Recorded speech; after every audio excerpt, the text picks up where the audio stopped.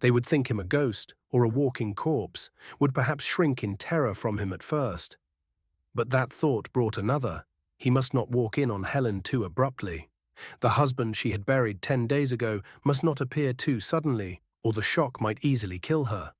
He must contrive somehow to soften the shock of his appearance, must make sure that he did not startle her too much. With this resolve in mind, when he reached his big house, set well back from the street, Woodford turned aside through the grounds instead of approaching the front entrance. He saw windows lighted in the library of the house, and he went toward them. He would see who was there, would try to break the news of his return gently to Helen. He silently climbed onto the terrace outside the library windows and approached the tall easements. He peered in. Through the silken curtains inside, he could clearly see the room's soft-lit interior, cozy with the shelves of his books and with the lamps and fireplace. Helen, his wife, sat on a sofa with her back partly toward the window. Beside her sat a man that Woodford recognized as one of their closest friends, Curtis Dawes. Sight of Dawes gave Woodford an idea. He would get Dawes outside in some way and have him break the news of his return to Helen. His heart was pounding at sight of his wife. Then Curtis Dawes spoke, his words dimly audible to Woodford outside the window.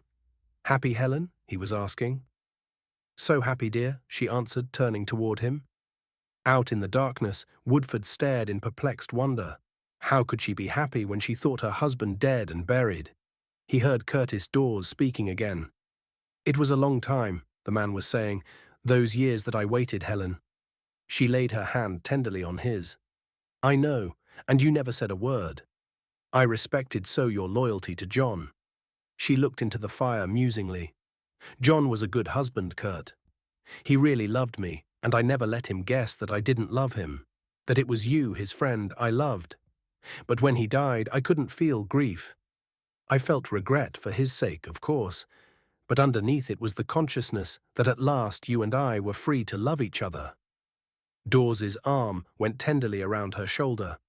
"Darling, you don't regret that I talked you into marrying me right away. You don't care that people may be talking about us?" "I don't care for anything but you," she told him. "John was dead. Young Jack has his own home and wife, and there was no reason in the world why we should not marry. I'm glad that we did."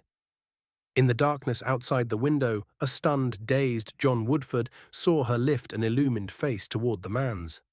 "I'm proud to be your wife at last, dear, no matter what anyone may say about us," he heard. Woodford drew slowly back from the window. He paused in the darkness under the trees, his mind shaken, torn.